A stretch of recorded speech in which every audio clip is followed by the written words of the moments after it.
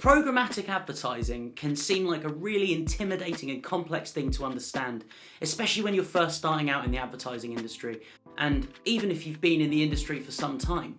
Especially you, who's been blagging it for far too long now. It took me a while to properly get programmatic advertising, but getting the basics under your belt is a lot less complicated than you think. Welcome to Media Imposter. My name's Jack, and I'm here to help you make sense of advertising, creativity, and careers. There's quite a lot of information out there explaining programmatic advertising, but for me, it's not always the most accessible, and especially when you're starting out, it can be hard to get to grips with it. So today, I'm going to try and explain the basics of programmatic advertising using storage wars. That's right, storage wars. The so bad it's good behemoth of daytime TV that you watch when you're hungover. By the end of this video, you're going to understand the basics of what programmatic advertising is, understand some of the jargon and acronyms that you'll run into along the way, and understand why we use it as a method for buying media.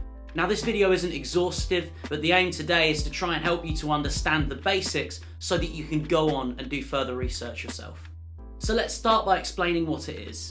So when you're lying on the sofa, scrolling through an article about how doomed the world is today with your Dorito dust covered fingers, or about to watch a video explaining what programmatic advertising is, chances are that the adverts that you see in and around this content were put there, or served, as we like to say in media, programmatically. In the early days of digital advertising, if a brand like, say, Coca-Cola wanted to advertise on a website, for example, The Guardian, their agency would call up The Guardian's sales team and buy a block of impressions for a set period of time. Then, whilst the activity was live, it didn't matter who you were. If you went on The Guardian, you would see an advert for Coca-Cola. Nowadays, things are a fair bit more sophisticated than that. When you see an online display or banner ad, when you listen to your favourite music via a streaming service, or when you watch a video online like this one, it's extremely likely that it was served to you based on the enormous sack of data that you drag around after you as you traverse the internet. Yeah, alright Jack, whatever, get on with it. How does it work? This is where Storage Wars comes in. If you've ever watched this show, you'll know it's all about the fast-talking American auctioneers selling off storage units full of potential treasures to different teams who are trying to make the greatest profit. The auctioneer will open up the storage unit and the teams will be able to assess the contents from the outside without going in. Then they have an incredibly fast-paced auction to determine which team will get the unit and the contents within. Now I want you to imagine that process carried out in the fraction of a second, and you've got the fundamentals of programmatic advertising. It's known as real-time bidding, or RTB. This is the process by which ad impressions are valued, bid upon, and then sold programmatically.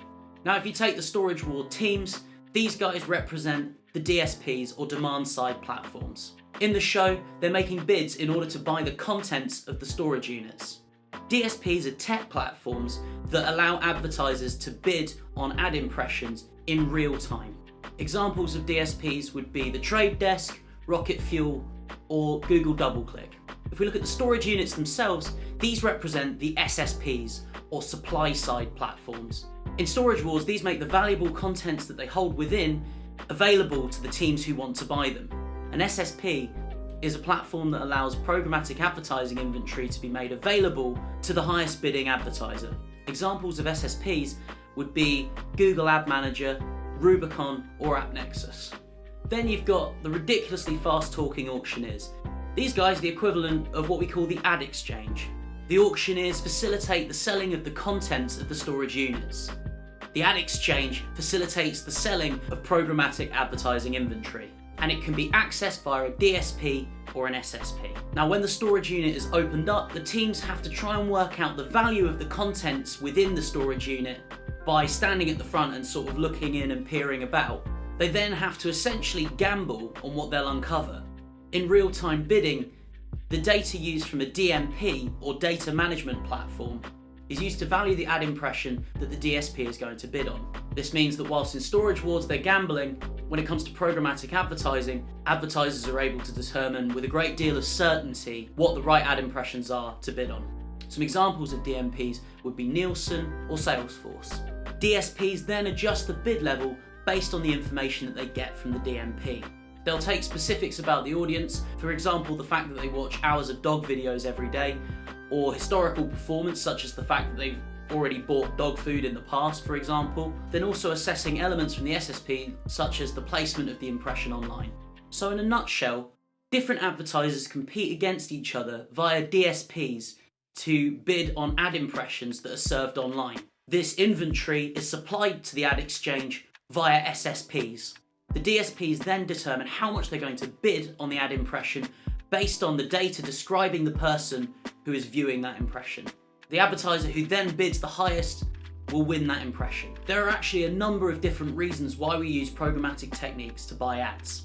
First and foremost, it allows you to be incredibly targeted with your advertising, so you know that you'll be reaching the right person at the right place at the right time. Also, from a more functional agency perspective, it allows us to be far more efficient with the way that we buy media.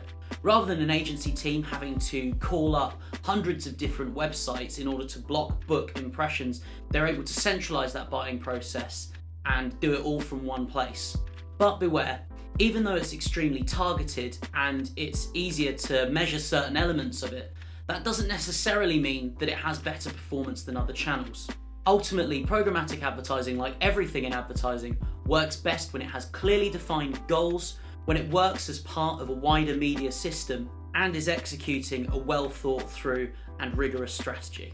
If you found this video useful, then before you crack on with further research, hit the subscribe button below. Thanks for watching, we've got this.